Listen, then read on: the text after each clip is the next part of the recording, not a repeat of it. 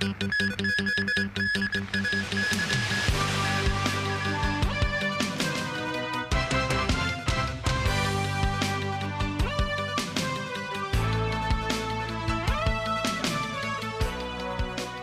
and welcome to TVB News. I'm Melissa Hekalea. Online cross-border shopping is getting popular these days. The consumer watchdogs of Hong Kong, Macau, and Guangdong province have, for the first time, jointly issued a reminder on the different standards and quality of products from the three territories. Consumers are advised to read product specifications in detail when making online purchases. Timothy Lee reports. Many Hong Kongers have joined the trend of shopping for products on mainland online platforms. But for some of them, the quality of the goods remains a problem. A few residents share their experiences of making orders on these shopping platforms. This man said he has yet to encounter any problems, but he will seek to return the goods if necessary. While this man said some purchases he had made were problematic, but chose not to ask for a refund given how cheap the goods were. This as the consumer watchdogs of Hong Kong, Macau, and Guangdong province jointly issued a reminder to consumers for the first time, noting that many mainland products only target the mainland market, adding that there could be an increase in risk if they're transported to Hong Kong and Macau. The statement also urged consumers to buy and transport expensive and fragile products through companies that offer product inspection service. The consumer watchdogs reminded the standards and quality of products in the three places differ, adding that consumers should carefully check their specifications before placing an order. Having recorded 247 complaints regarding purchases of products in Hong Kong and Macau last year, the Guangdong Consumer Council said many of these cases involved home electrical appliances. Some local electricians said some of the complaints pertain to the difference in plugs used in the three places, which could pose a fire hazard if the electronic products are used incorrectly. Timothy Lee, TVB News.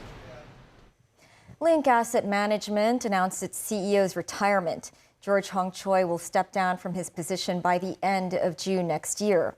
But his term has been embroiled in controversy after the company laid off employees while Hong Choi took an annual salary of over $70 million. Mimo Singhai reports. 63-year-old George Hong Choi joined Link Asset Management as Chief Financial Officer in 2009. In the following year, he was promoted to Chief Executive Officer. After serving as CEO of the company for 16 years, Hong Choi confirmed his retirement. He said family and personal reasons are behind the decision. The CEO became emotional in the middle of his speech.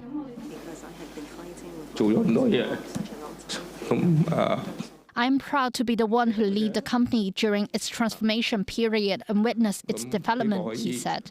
He said the company's assets grew from 33 billion to 220 billion Hong Kong dollars during his tenure. The company also expanded its business to the mainland, UK and Australia. But his work is not without controversy. To support small and medium enterprises, Link launched a fund of $820 million over the COVID-19 pandemic period. Previously, Link also offered an average 2.2% rent reduction for existing tenants. Some tenants said the offer was insufficient. One said the company does not care about small tenants. The company's board will soon launch its selection process to pick a new CEO. Memos 9, TVB News. A Bangladesh Air Force jet crashed into a college and school campus in Dhaka, killing at least 31 people, most of whom were children. About 88 people were admitted to hospital for burn injuries. The country declared a day of mourning on Tuesday, with flags to fly at half-mast for the deadliest plane crash in the capital city in recent memory. Rescuers continue their search for bodies in the debris of charred buildings with a crane. According to a statement from the military, the F-7 BGI aircraft encountered a technical fault soon after taking off from a training exercise Monday afternoon. The pilot, who was reportedly flying solo, was among the dead. Authorities say he attempted to divert to a more sparsely inhabited area before the jet hit the campus of Milestone School and College in Dhaka's Uttara neighborhood. An official reported that the dead include 29 children. There is a blood donation camp at a specialized burn hospital where most of the injured are being treated. Bangladesh's interim leader has vowed an investigation and expressed deep sorrow over the heartbreaking accident. Harvard University appeared in federal court Monday in its battle with the Trump administration over its cut of $2.6 billion in federal funding.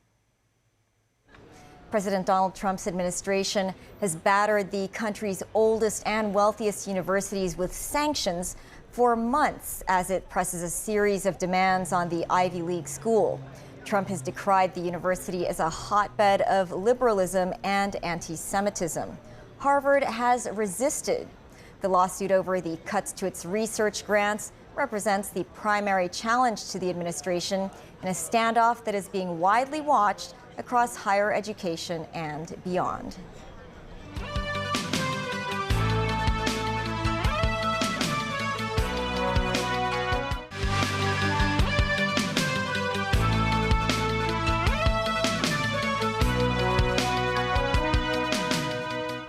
Welcome back. The Hong Kong Book Fair concluded today with many last-minute visitors flocking to the event to grab discounted books. Some 890,000 people visited the annual event this year, about 100,000 fewer than last year, with the fair closed on Sunday because of the typhoon. Mimo Singhai reports. Final day of the Hong Kong Book Fair. Crowds started to appear at the Convention and Exhibition Centre at around noon. This English bookstore, which sold fiction and children's literature, offered several forms of discounts, including a $10 sales section. Some readers arrived at the fair hoping to secure their favorite books at bargain prices. I want to buy some now, but it's already sold out. Do you think other places will sell this book as well? Maybe, but here is the cheapest. I make a trolley today and just to get more books and in the lower price. I have a price limit to get today, about 600. I would like to buy some fiction in English and some fiction in Chinese. So just to buy more books to make a better understanding and to read more books to enhance my knowledge in the marking and just examination. Some visitors hope the book fair can run an extra day or two longer in the future, allowing more time for locals and tourists to make the most vast array of titles. On Sunday, the fair was closed because of the typhoon. As a measure to cover Sunday's loss, the fair's opening hours were extended by 2 hours on Monday. An exhibitor said a one-day suspension was unnecessary, but he did not think the incident had affected his business. You know, something that the business, wouldn't have wanted. We came from the UK, so we've traveled, more than 24 hours just to come here. But we think we've bounced back we've made a lot of sales. So I'm really happy with that. Before the closing time, 5 p.m., the venue was packed as people grasped the last opportunity to select discounted books to take home. Mimo Singhai, TVB News. Hong Kong Post's EC Ship online shopping portal's account holders were the victims of a cyber attack. The breach led to the leakage of information, including EC Ship account holders' communication records, names of senders and recipients, addresses, and mobile phone numbers. Hong Kong Post is still investigating the number of people affected by the attack and has reported the incident to the police. EC Ship has already resumed normal services. Sources say the Office of the Government Chief Information Officer is working on fixing a loophole in the online shopping portal that could reveal account holders' addresses. A sightseeing ship crashed into the China Merchants Wharf in Kennedy Town when Typhoon Wipa swept past the city on Sunday. Sources say the owner of the ship is making arrangements for the vessel to be towed away. 2 days after the storm, the ship MV Dragon Pearl is still at the China Merchants Wharf. Dents are visible on the starboard side of the vessel. Marine Department staff boarded the ship this morning to take photos. The department had contacted the ship owner to arrange for an inspection of the vessel. According to law, after a ship collision, The ship's owner or agent or the vessel's captain must immediately report to the Director of Marine and submit details about the incident within 24 hours. The Marine Department is investigating Sunday's incident and will make prosecutions if violations of shipping ordinances are found. Soft meal dine-in services are available at a major restaurant and fast food chain starting today. The soft meals make it possible for those with swallowing difficulties to consume food. Janny Zhang reports. A major local restaurant and fast food chain has launched specially designed soft meals tailored for people with swallowing difficulties. Its menu includes traditional Chinese dim sum and Western set meals. The Chinese option features a dim sum platter with shrimp dumpling, siu mai, and turnip cake. Algernon Yao, Secretary for Commerce and Economic Development, was there to try out the food. According to the company, many seniors suffering from swallowing difficulties do not have much appetite for homemade minced or pureed meals. The company is now offering visually appealing and nutritionally balanced meals, which help to restore the seniors' joy for dining. Our objective is to serve the needs regarding to they have some difficulty in swallowing. If they have some swallowing issues, I think that they do not feel good in the past. But right now we provide a very good meal in terms of the taste, the shape, and also the smell and all that. The group will partner with the Hong Kong Council of Social Service and other institutions to promote care food across the city. The company said it will distribute 15,000 free soft meal servings to nearly 200 elderly care homes. The company said the products will be offered in various districts. They hope people with swallowing difficulties will be able to enjoy the nutritious soft meals with their family. Jenny Jiang, TVB News. A Shenzhen technology company has developed the world's first humanoid robot capable of replacing its own battery.